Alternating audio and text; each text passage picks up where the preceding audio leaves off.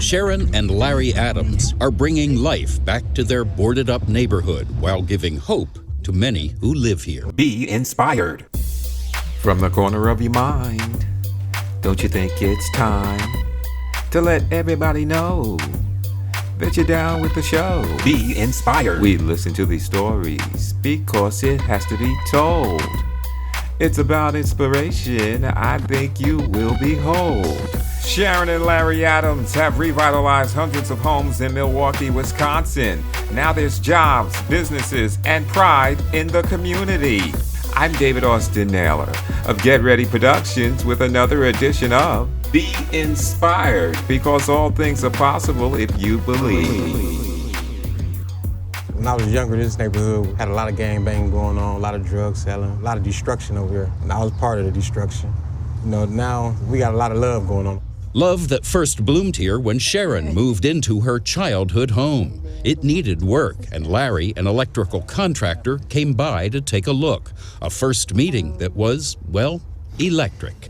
And she says, "Do you want some tea?" At the time, I'm drinking maybe a pot of coffee a day, smoking 2 packs of cigarettes a day, and I'm moving. And I said, yes. Sharon hired him, but love got in the way. After I rewired the house, I fired myself because that's a conflict of interest. So I've been working pro bono ever since. Working the past 2 decades with the help of donations to restore more than 100 homes in this stretch of the city blighted by riots. This never happened here in Milwaukee. And neglect that left their neighborhood classified as undesignated. 2,700 people, households. Undesignated, which means you're irrelevant Correct. to us. Right. And we looked at each other and say, undesignated, what does that mean?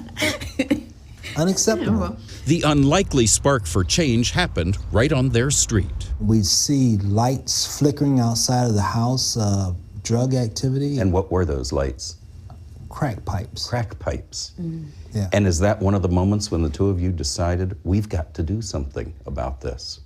I asked you to fix it. You asked him to fix it. Did you say please? I did say. It's always please. It's all, I mean, look into those eyes. It's always please. But to grow a community, you have to start with a seed. So they also planted gardens, even orchards. 42 peach trees. So we have orchards, enough orchards. In Milwaukee. In Milwaukee, of all places, correct. You have bees making honey. Creating a buzz that brought businesses, including the neighborhood's first restaurant, a juice bar, and opportunity for people like Darius Wade and Henry Hopkins. Did you ever think you'd be a role model? Back in the days, I wanted to be a different role model. You know, I wanted to be the biggest drug dealer. You know, I want the little kids to look up to me doing that. Now Hopkins runs a different kind of crew. A landscaping crew launched by the Adamses to beautify these blocks. Every day they pushing me. Larry tell me he got plans for me.